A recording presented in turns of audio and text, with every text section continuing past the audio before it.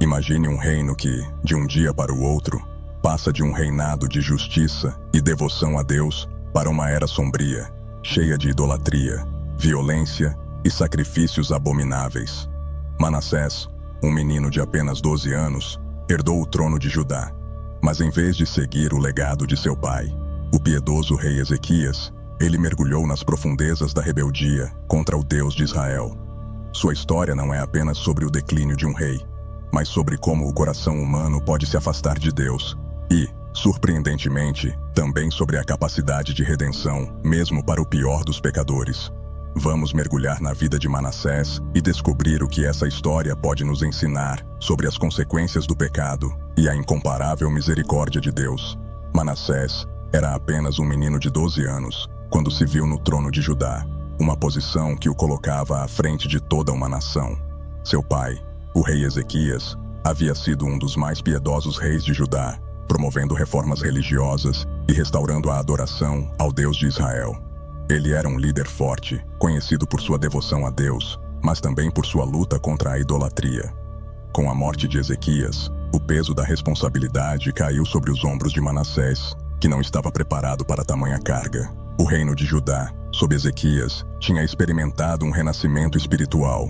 Os ídolos haviam sido destruídos, os altares pagãos demolidos e o povo estava voltado para a adoração ao Deus verdadeiro. A expectativa era que Manassés continuasse os passos de seu pai e mantivesse o reino no caminho da retidão. Contudo, a realidade foi outra.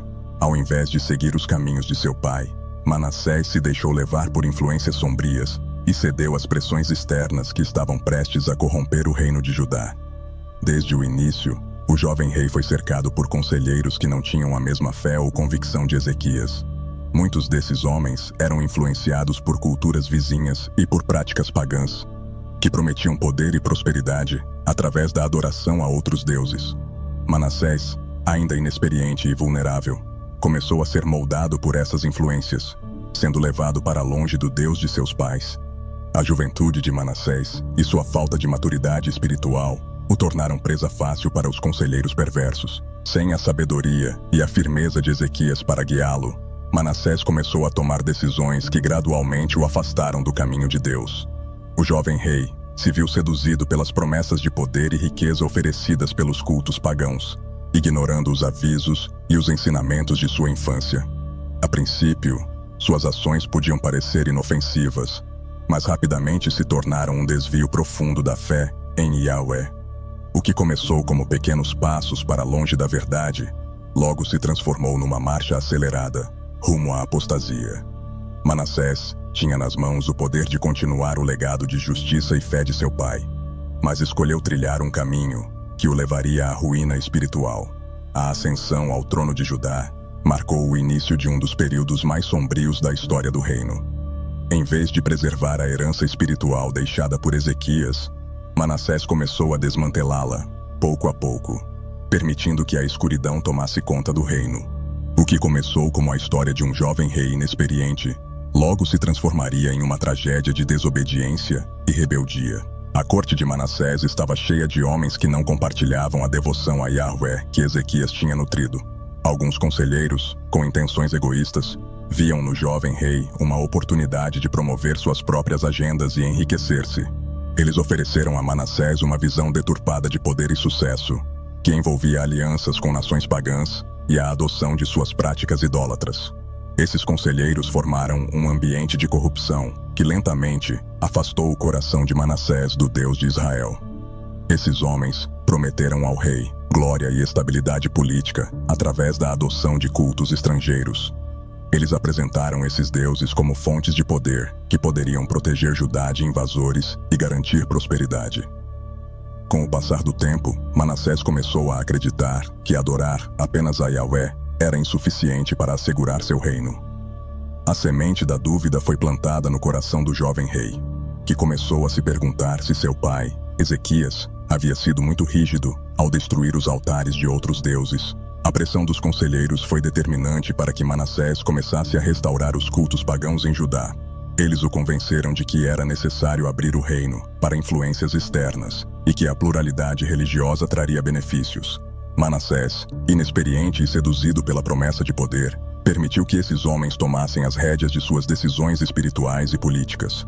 Com o tempo, ele começou a ver os deuses estrangeiros como aliados, ignorando as advertências da lei de Moisés sobre a idolatria. A presença desses conselheiros também distanciou Manassés dos sacerdotes fiéis a Yahvé. Os homens que haviam guiado seu pai e que ainda mantinham a aliança com o Deus de Israel foram marginalizados na corte. As vozes da verdade e da justiça foram silenciadas, enquanto as práticas de adivinhação, feitiçaria e sacrifícios humanos ganhavam espaço.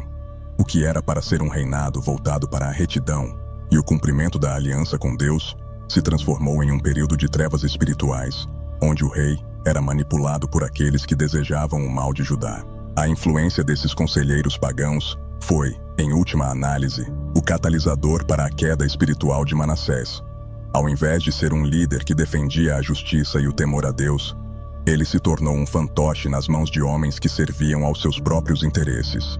A corrupção da corte real se espalhou pelo reino, levando o povo a seguir o exemplo do rei e se afastar dos mandamentos de Deus.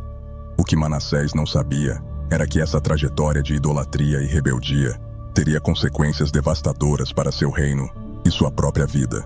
Quando Manassés começou a restaurar os altares pagãos em Judá, ele o fez com uma confiança desafiadora, desconsiderando a fidelidade a Yahvé, que havia sido central durante o reinado de seu pai. Ele reconstruiu os altares a Baal e levantou postes sagrados em homenagem à deusa Asherá, restaurando práticas que Ezequias havia eliminado com tanta diligência. O que Ezequias havia destruído para purificar a adoração em Judá, Manassés trouxe de volta como uma abertura para outras tradições. A reconstrução desses altares foi vista como uma traição aos caminhos de Deus. O povo de Judá, já vulnerável espiritualmente, começou a adotar as práticas idólatras com o incentivo de seu rei. Os altares a deuses estrangeiros foram erguidos não apenas nas colinas, mas também em locais públicos e até no templo em Jerusalém. Manassés, agora totalmente entregue à apostasia, acreditava que a adoração desses deuses traria prosperidade, e assim, afastou ainda mais o povo de Deus. Esses atos de apostasia não foram apenas erros de julgamento político, mas um desafio direto à aliança estabelecida por Deus com Israel. O reinado de Manassés foi marcado pela quebra sistemática dos mandamentos divinos, especialmente o primeiro e mais importante: não terás outros deuses diante de mim. Ao restaurar os altares pagãos, Manassés estava, em essência, colocando outros deuses acima de Yahvé, levando toda a nação a seguir esse caminho de rebelião. Manassés não só permitiu que os altares pagãos fossem restaurados, como também incentivou o povo a adorá-los ativamente. Ele financiou os sacerdotes de Baal e Asherá, promovendo festivais e rituais que incluíam sacrifícios humanos e práticas imorais. As ruas de Jerusalém, antes destinadas à adoração do Deus verdadeiro, agora estavam cheias de incenso queimando para ídolos de pedra e madeira. A cidade sagrada, escolhida por Deus como sua morada, foi profanada com práticas abomináveis. Essa restauração da idolatria foi uma marca registrada do reinado de Manassés e um ponto de virada para Judá. O reino havia caído de seu auge espiritual para um abismo de degradação moral e corrupção. As consequências desse período de apostasia seriam sentidas por gerações, e mesmo o arrependimento posterior de Manassés não poderia apagar completamente os efeitos de sua rebelião. A restauração dos altares pagãos simbolizava o abandono de Judá à escuridão espiritual. Um dos maiores atos de profanação cometidos por Manassés foi a introdução de ídolos pagãos dentro do próprio templo do Senhor. Esse ato foi o ápice de sua rebelião contra Deus. Ele ordenou a construção de altares dedicados a Baal e à hoste dos céus nos átrios do templo, lugares que haviam sido consagrados para a adoração de Yahvé. Essa profanação do templo era um insulto direto a Deus e uma afronta ao povo de Judá, que via o templo como o centro de sua vida espiritual. O Templo de Salomão, uma vez considerado o lugar mais sagrado de toda a terra, foi transformado em um panteão de deuses estrangeiros. Manassés, em seu desejo de agradar aos deuses estrangeiros, permitiu que os rituais pagãos fossem realizados dentro do templo.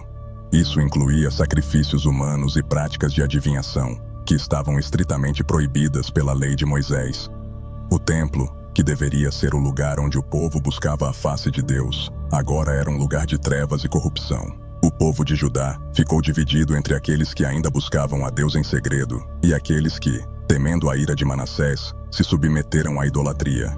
O templo, que antes era um símbolo de unidade entre Deus e seu povo, agora era um lembrete constante da traição de seu rei. Muitos sacerdotes que se recusavam a participar da profanação foram expulsos ou mortos. A liderança espiritual de Judá estava em ruínas, e o povo estava sem orientação verdadeira. Os atos de profanação cometidos por Manassés dentro do templo não ficaram sem resposta divina. Deus havia feito uma aliança com Israel, prometendo bênçãos para a obediência e maldições para a desobediência. Manassés, ao desafiar diretamente essa aliança, estava preparando o terreno para o julgamento de Deus sobre Judá. As advertências dos profetas caíram em ouvidos surdos, enquanto o templo continuava a ser usado para adorar deuses falsos. A profanação do templo por Manassés foi um dos pontos mais baixos da história de Judá. Esse ato simbolizava a completa decadência espiritual da nação e o afastamento de Deus. O que havia sido construído como um lugar de encontro entre o povo e o Senhor se tornara um centro de idolatria e abominações. O impacto desse pecado profundo seria sentido por muitos anos, e o templo, uma vez glorioso, agora estava manchado pelas escolhas de um rei que se recusou a honrar a Deus. Entre as práticas mais terríveis introduzidas por Manassés estava o sacrifício de crianças ao deus Moloque. Essa prática abominável, que envolvia a queima de crianças vivas em rituais de adoração, era comum entre os cananeus, mas havia sido estritamente proibida por Deus. Manassés, porém, não apenas permitiu que esses sacrifícios fossem realizados, mas também ofereceu seus próprios filhos no fogo. Esse ato de crueldade chocou até mesmo aqueles que já estavam acostumados com a idolatria. O Vale de Inom, nos arredores de Jerusalém, se tornou o local dos sacrifícios de crianças. Ali, altares foram erguidos em honra a Moloque, e os gritos dos inocentes queimados vivos enchiam o ar. As cerimônias eram conduzidas por sacerdotes pagãos, enquanto o povo assistia horrorizado, sem coragem de se opor ao rei. Manassés acreditava que esses sacrifícios trariam prosperidade ao reino, mas, na verdade, estavam atraindo o julgamento de Deus sobre Judá. O sacrifício de crianças era a expressão máxima da rejeição de Manassés à aliança com Yahvé. Deus havia deixado claro que tal prática era abominável aos seus olhos e que a vida humana era sagrada. Ao adotar esses rituais, Manassés estava mostrando completo desprezo pela vida e pelos mandamentos de Deus. A corrupção espiritual que ele introduziu no reino atingiu seu ápice com essa prática hedionda. A participação de Manassés nesses sacrifícios marcou um ponto sem retorno em seu reinado. O povo de Judá, que já estava espiritualmente enfraquecido, agora estava envolto em uma atmosfera de medo e opressão. As consequências espirituais e sociais dessa prática foram devastadoras, com o próprio rei tornando-se um símbolo de tirania e maldade. As crianças, que deveriam representar a esperança e o futuro de Judá, agora eram vistas como ofertas para deuses falsos.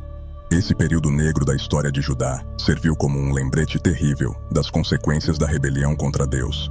Manassés, em sua busca por poder e controle, sacrificou os próprios filhos, destruindo o futuro de sua nação. O Vale de Inom se tornou sinônimo de morte e desespero, e os gritos das crianças sacrificadas ressoariam por gerações como um testemunho do quão longe o rei havia caído. Ao mesmo tempo em que Manassés afundava em idolatria e práticas abomináveis, ele também desencadeou uma perseguição violenta contra os profetas de Deus e os fiéis que ainda se mantinham leais a Yahvé. A nação, uma vez unida pela aliança com o Senhor, foi dividida entre aqueles que seguiam os novos cultos impostos pelo rei e aqueles que resistiam. Os profetas que ousavam levantar a voz contra os pecados de Manassés foram silenciados de maneira brutal. Manassés via qualquer resistência como uma ameaça à sua autoridade e à sua nova forma de governo, e a resposta foi uma onda de terror. Entre as vítimas dessa perseguição estava o profeta Isaías, um dos maiores profetas de Israel. Segundo a tradição judaica, Isaías foi martirizado durante o reinado de Manassés, sendo cerrado ao meio por suas profecias de condenação e advertência ao rei. Este ato violento não só mostrou o desprezo de Manassés pela palavra de Deus, mas também o quanto ele estava disposto a ir para consolidar seu poder. Ao eliminar as vozes que o chamavam ao arrependimento, Ele tentou abafar o clamor da verdade e a justiça que sempre o cercaram. A perseguição não se limitou aos profetas. Qualquer cidadão que fosse encontrado adorando a Yahweh ou se recusasse a participar dos cultos pagãos era considerado inimigo do Estado. Sacerdotes, famílias e até crianças eram caçados e punidos severamente. Em muitos casos, Manassés utilizou o sistema de justiça de Judá para condenar os inocentes, distorcendo as leis que haviam sido criadas para proteger o povo. A morte tornou-se uma constante em Jerusalém, com execuções públicas sendo realizadas para intimidar qualquer um que tentasse desafiar o novo regime. Aqueles que conseguiam escapar da perseguição se refugiavam nas montanhas e cavernas ao redor de Jerusalém, vivendo como exilados dentro de seu próprio país. Pequenos grupos de fiéis se reuniam em segredo, tentando preservar o pouco que restava da fé verdadeira. Esses encontros clandestinos eram perigosos, pois os espiões do rei estavam sempre à espreita, prontos para denunciar qualquer um que não se submetesse aos novos deuses. O reino, antes conhecido por sua devoção ao Senhor, agora estava mergulhado em uma atmosfera de medo e desespero. A perseguição de Manassés deixou uma marca profunda na história de Judá. Ele encheu Jerusalém de sangue inocente, como registrado em 2 Reis 21:16, e criou um ambiente de opressão espiritual, onde o nome de Deus era quase proibido. A destruição dos profetas e a marginalização dos fiéis prepararam o caminho para o caos total que viria mais tarde. A nação, espiritualmente fragmentada e liderada por um rei tirano, estava à beira do colapso. O preço dessa perseguição seria cobrado com o tempo, e Judá nunca seria o mesmo. O afastamento de Manassés de Deus não apenas afetou sua vida pessoal e espiritual, mas também teve profundas consequências para o povo de Judá.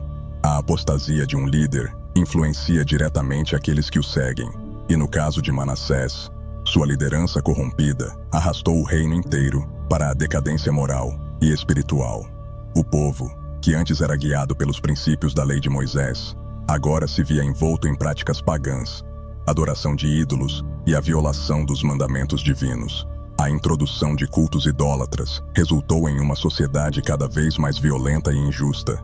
A prática do sacrifício humano, especialmente o sacrifício de crianças, criou uma atmosfera de terror e opressão, onde a vida humana era tratada como moeda de troca para obter o favor de deuses estrangeiros. O impacto social foi devastador. A justiça se tornou uma raridade. A corrupção se espalhou por todas as esferas da sociedade. E os mais vulneráveis, como viúvas e órfãos, foram esquecidos e abandonados. Além disso, a prosperidade que Manassés tanto buscava através da idolatria nunca se materializou. Pelo contrário, Judá começou a sofrer os efeitos de sua desobediência espiritual. As colheitas falharam. O reino enfrentou dificuldades econômicas e as relações com nações vizinhas, que haviam sido prometidas como fontes de segurança e prosperidade, trouxeram apenas mais problemas. A idolatria enfraqueceu a estrutura social e espiritual de Judá, deixando a nação vulnerável a invasores externos e à decadência interna. O impacto espiritual foi talvez o mais devastador. O povo, já espiritualmente enfraquecido pelas décadas de idolatria e perseguição, começou a perder a esperança em Yahweh. A aliança com Deus, que havia sido o alicerce da identidade de Judá como nação, foi substituída por um ciclo de desobediência e adoração de ídolos.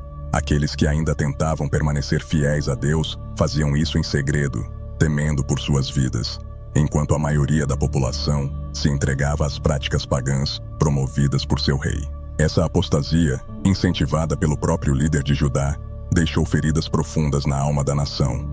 O povo, que uma vez experimentara a bênção e a proteção de Deus, agora se via à mercê de ídolos surdos e mudos. Judá, que deveria ser uma luz para as outras nações, mostrando o poder e a glória de Yahweh, havia se tornado um exemplo de decadência espiritual. O reinado de Manassés plantou as sementes para a futura destruição de Jerusalém e o exílio de seu povo, consequências inevitáveis de sua rejeição a Deus.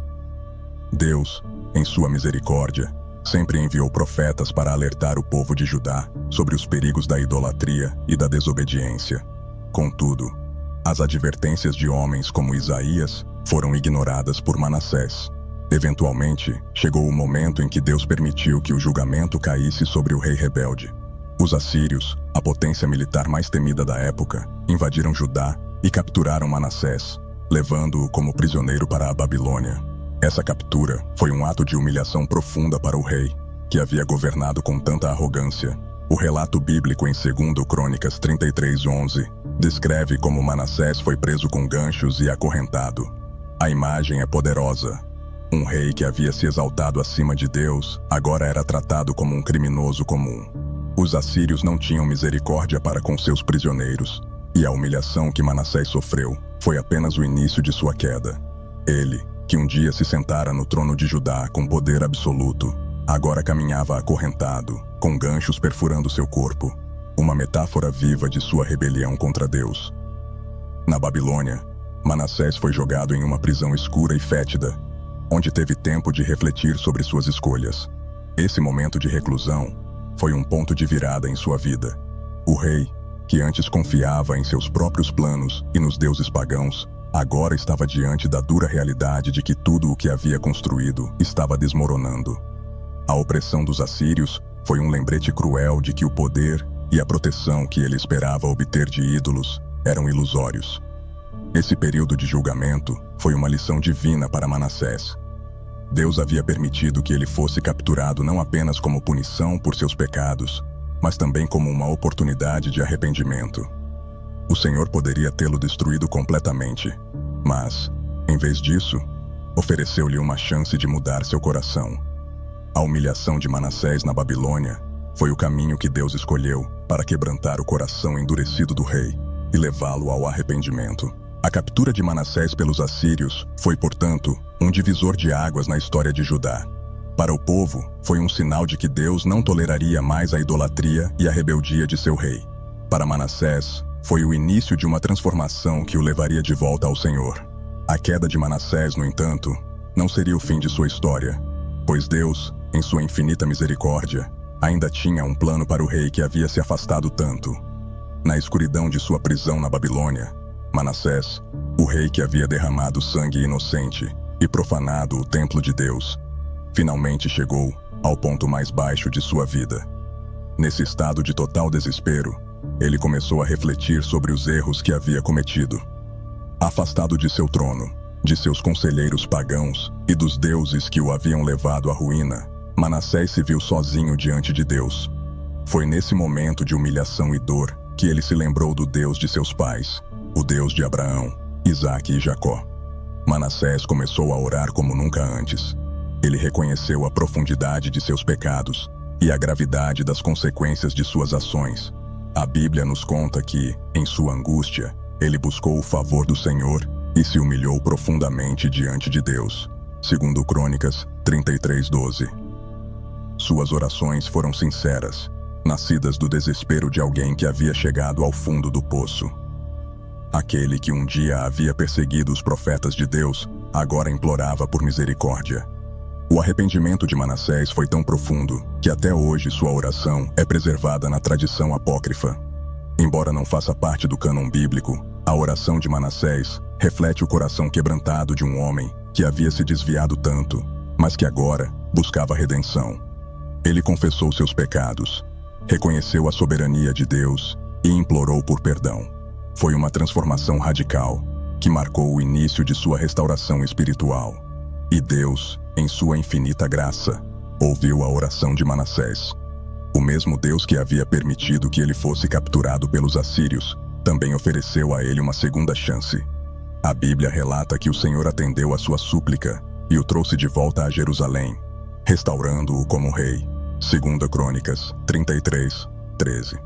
Esse ato de misericórdia mostrou que, por mais longe que alguém possa estar de Deus, o arrependimento sincero pode trazer redenção. O retorno de Manassés a Jerusalém foi um milagre em si. Deus não apenas o libertou de suas correntes físicas, mas também das correntes espirituais que o mantinham cativo há tanto tempo. Ele voltou ao seu reino como um homem mudado, profundamente transformado pela experiência de arrependimento.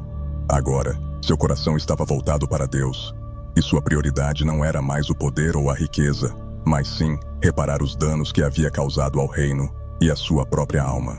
Após seu retorno milagroso a Jerusalém, Manassés iniciou um processo de restauração espiritual em Judá. O rei, que antes havia conduzido seu povo à idolatria e à decadência moral, agora liderava um esforço para purificar o reino e trazê-lo de volta aos caminhos de Deus. Ele começou removendo os ídolos e altares pagãos que ele mesmo havia erguido, destruindo as estátuas de Baal e Asherá e desmantelando os locais de sacrifício humano. Manassés não se contentou em simplesmente destruir os símbolos de idolatria. Ele também tomou medidas para restaurar o templo do Senhor, que havia sido profanado por suas práticas anteriores. O altar do Senhor foi restaurado, e ele começou a oferecer sacrifícios de paz e ofertas de gratidão a Deus. 2 Crônicas 33:16. A adoração verdadeira a Yahweh foi restabelecida no templo, e o som dos salmos e orações voltou a ecoar pelos átrios sagrados. O templo, que antes havia sido manchado pela idolatria, agora voltava a ser um lugar de comunhão com Deus. Além disso, Manassés fez um chamado ao povo de Judá para que abandonassem os falsos deuses e retornassem ao Senhor. Ele ordenou que todos seguissem os mandamentos de Deus e voltassem a adorar exclusivamente ao Deus de Israel. Embora nem todos tenham seguido esse chamado imediatamente, muitos foram tocados pela transformação do rei e começaram a se voltar novamente para o Senhor. O exemplo de Manassés, agora um homem transformado, serviu como um poderoso testemunho do poder da redenção divina. Manassés também fez reparações ao povo que havia sofrido sob seu reinado anterior. Ele buscou restaurar a justiça no reino, libertando prisioneiros que haviam sido injustamente encarcerados e devolvendo terras confiscadas. Ele estabeleceu um fundo para cuidar das viúvas e órfãos, reconhecendo o sofrimento que havia causado. Esses atos de justiça social ajudaram a curar as feridas do reino e a reconstruir a confiança do povo em seu líder. No entanto, apesar de seus sinceros esforços, Manassés enfrentou desafios. O reino havia sido profundamente afetado por suas ações anteriores, e muitos dos cultos pagãos que ele havia introduzido continuavam a existir em segredo. A restauração espiritual de Judá foi um processo lento, e as cicatrizes deixadas pela apostasia não desapareceram da noite para o dia. Ainda assim, a transformação de Manassés e seus esforços de restauração espiritual mostraram ao povo que, mesmo após grandes quedas, há esperança de redenção e renovação em Deus. Apesar dos esforços sinceros de Manassés para restaurar a adoração ao Senhor e corrigir seus erros, as consequências de seus pecados continuaram a impactar profundamente Judá. As décadas de idolatria, perseguição e injustiça deixaram cicatrizes profundas na nação.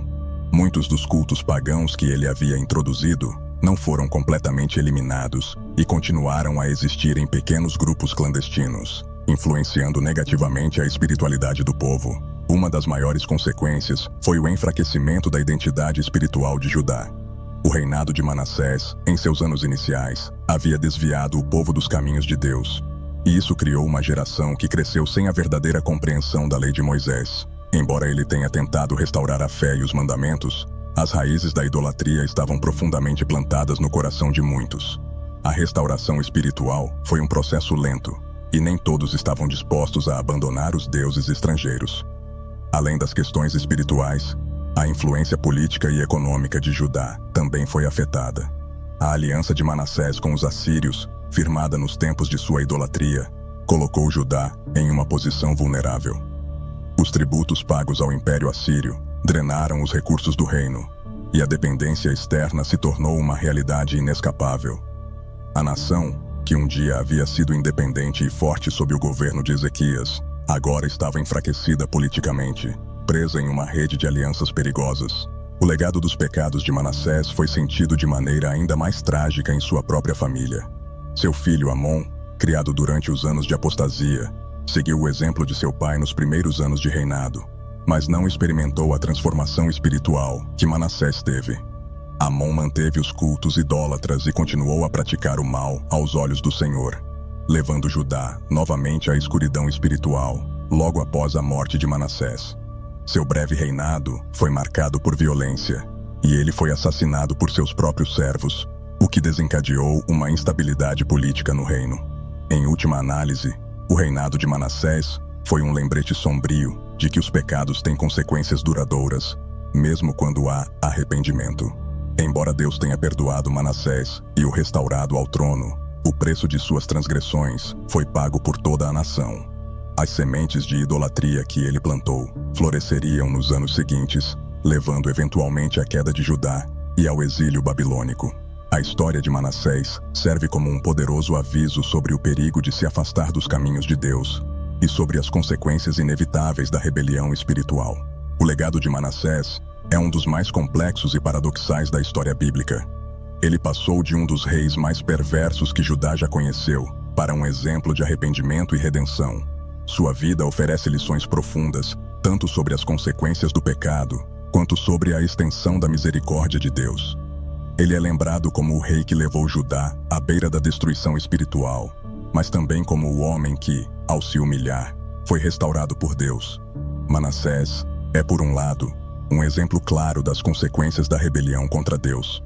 Seus primeiros anos no trono trouxeram caos espiritual para Judá, e suas ações abriram as portas para a decadência moral e a opressão. Sua promoção da idolatria, os sacrifícios de crianças e a perseguição aos profetas resultaram em uma geração espiritualmente corrompida. As práticas pagãs que ele introduziu enraizaram-se profundamente na sociedade, e mesmo após seu arrependimento, muitos desses problemas persistiram. Por outro lado, Manassés é também um poderoso testemunho da graça de Deus. Sua história de arrependimento e restauração nos ensina que, por mais longe que uma pessoa tenha se afastado, sempre há esperança de redenção se houver um arrependimento sincero. Manassés humilhou-se profundamente diante de Deus, e o Senhor, em sua infinita misericórdia, não apenas o perdoou, mas também o restaurou como rei.